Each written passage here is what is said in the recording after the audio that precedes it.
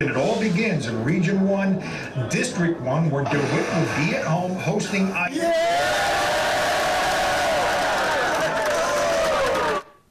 All right, the DeWitt Panthers going for another state championship run. It's that magical time of year. It's cold, it's rainy, and high school football teams begin their march to Ford Field. It all starts with Selection Sunday. We're starting in Division III, and anytime you gather at Relly's in DeWitt, you got to have some spaghetti laid out for the occasion. Lots of that tonight. I should have gone there. As the defending state champion DeWitt Panthers watched the pairings show to find out their first round opponent, they knew going in they'd get 3 home playoff games.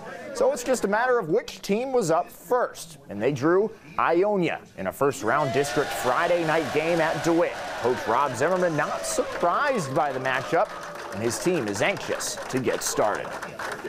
We don't really have much about them. You know, we haven't played them in several years, but we'll get going on our film here and our meeting, and we'll get our guys ready to go. But we're just excited to get going to the playoffs. I don't know if these guys are going to really feel that much pressure. They just want to have a chance to make a run and possibly repeat. Yeah, some excitement from the Hazlet Vikings. They're fired up about playing Pinckney in the first round. They finished 7-2 on the season with some big wins to help their resume. They'll be playing at home just like the Panthers. And for the Vikings, that makes things a lot more exciting. Can't wait to get out there. Something I've always wanted, something that we haven't done a whole lot here, so I'm excited to get out there. Very exciting. Good reward for this group who's done a great job all year, and to be able to play in front of our home crowd, you know, guaranteed one more time is a really good feeling. To win this week's event, you've got to be pretty darn accurate. Pull. In fact, you can't afford to miss. The Michigan High School Athletic Association is warning teams about practicing in the high heat. News 10's Kellen Buddy joins us live at Sexton High School in Lansing. And Kellen, what are teams doing to combat the heat? Yeah, and temperatures reached the low 80s and even, the high 80s, excuse me, and even the low 90s. This heat's got my brain all in a mess. I thought I'd be a little more sweaty. The Sexton Big Reds just ended their practice. They're going inside to their nice air-conditioned library to watch some film. It's been a tough thing for teams to deal with, and the Big Reds started practice indoors today in the nice air-conditioned weight room before they came out for some outdoor conditioning. Head coach John L. Davis told me today that they have a trainer who's been monitoring the heat index as the practice goes. Every half hour they're checking to see how hot it feels, and they're making sure their players are hydrated as much as possible. We give the kids a 10-minute water break every 30 minutes, and that's been working really well for them. We keep them hydrated, you know, and I think that really helps them, you know. And then you have, you know, situations where, you know, it's the breaking point. We ask them, you know, what breaks you, you know, and they try not to allow the weather to break them. We have to play in the heat, and I always tell them, hey, the guys down in Florida ain't complaining, so why should we be complaining? And stick around right here on Channel 10. We'll hear a little bit more from the Big Reds as part of our 20 on 10 series. That wraps up today. We'll hear from them on News 10 at 6. Reporting live at Sexton High School, Kellen Buddy, News 10 Sports. News 10's Kellen Buddy joins us live from Hazlet. And Kellen, one local team has found a way to scratch that itch. Yeah, that's right. And one of the Eastside Stars alumni decided one day to test the ice here at Lake Lansing. 20 minutes later, they had cleared this whole thing off to make an outdoor rink. And now just for the last 4 straight days, the Eastside Stars are taking hockey back to its deepest roots.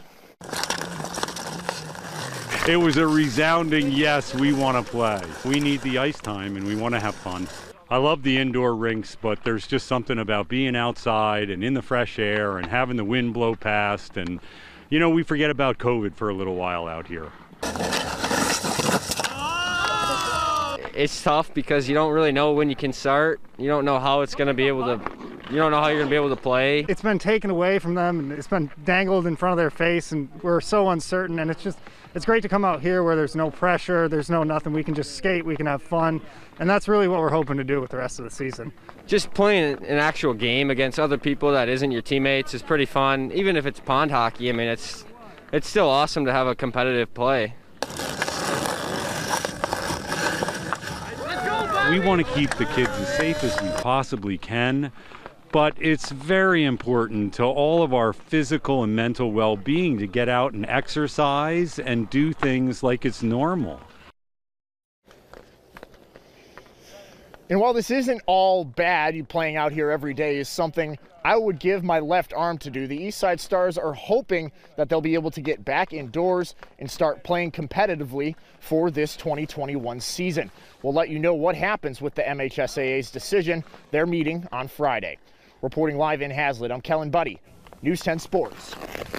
Someone pass it! Yeah!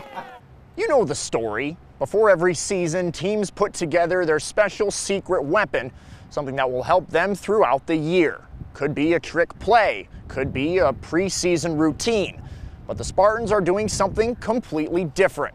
Yeah, you guessed it. They're growing mustaches. I've heard about the camp stash. Yep, there's a little vibe going through.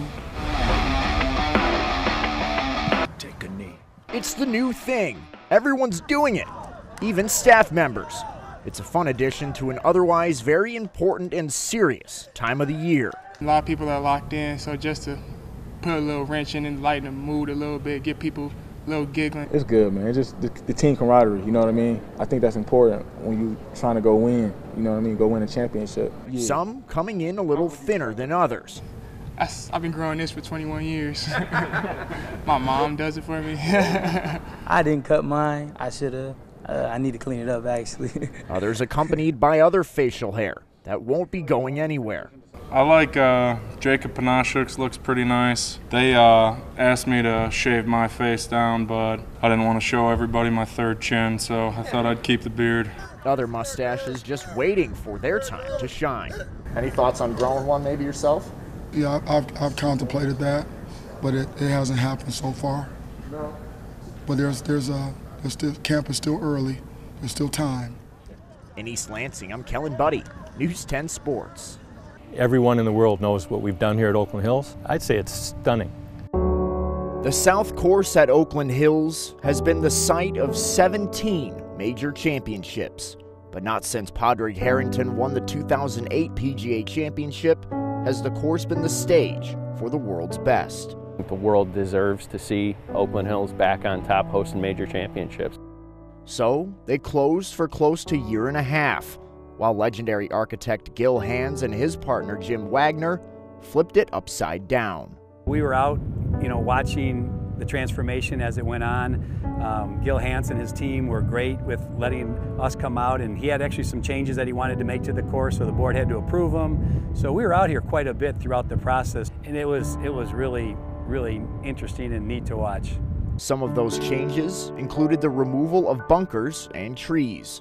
To bring majors back to the South Course, those involved in its transformation wanted to restore it to what it looked like nearly 100 years ago. We like to say Donald Ross placed the bunkers, we just put them back. And the scale of the property and how Donald Ross went about fitting the landforms into the property, we just really put back what was always there. And that's the fun part, it's kind of like an archaeological dig in a sense. The landforms were still there, they didn't move. It's just over time the bunkers were lost and we reinstituted them. Now, 18 months is a long time to not be able to play your favorite course, but the wait was worth it for the members. They knew what the end product was going to be, and now that they've had a few months to play South Course, they all love it. They love the walk, they love the views of the clubhouse, they love the views of the golf course from the clubhouse, so every member is just ecstatic about the way it turned out. From a golf perspective, to see this golf course now, to see it the way it was 100 years ago, and to see from the golf course the clubhouse the way it looked 100 years ago, I'd say it is truly stunning. It's emotional for everybody on the staff, for the membership, for everybody that supported the whole process. It's a big deal. I have never run 31 miles before. I'm going to do it today, I'm going to do it tomorrow, I'm going to do it the next day. Kevin Viamont never considered even running to the mailbox. That is, until he met his wife. 5, 4, 3, 2, 1. All right, they say take things, take interest in things your spouse is. So I told my wife, hey, you want to run a marathon? She goes, haha, very funny. I'm like, no, if you want to do it, And that's where it started, and I've been running since. He's only run 3 official marathons. I've run a lot of 26 milers, you know, just casually. How do you casually run 26 miles? If there's anything bigger than the run itself, it's what Viamont is running for. I met my friend Alex on Instagram back in 2019. His daughter had just been born, his second daughter, and she had a congenital heart defect. She had 3 holes in her heart. And just seeing the pictures and hearing the stories of this little girl, I mean, I can't imagine as an adult going through what she went through, you know, as a 1-day-old, 3-day-old, 10-day-old. And like I said, stories like that, just, you're like, I gotta help. He says he could donate money to help with research, but instead reached out to Conquering CHD. One thing turned into another, and here I am running, you know, 310 miles again. That seems like a lot. He's got to be nervous, right? Not when he's running for a cause. Even though he knows how long the road ahead of him is, he also knows how he's going to run it. How do you eat an elephant? 1 bite at a time. The only way you're going to do it is, you know, 1 step at a time. So just keep going. That's my philosophy. Don't let the brain say you got to stop now. Just you know, just keep putting one foot in front of the other until I finish each day.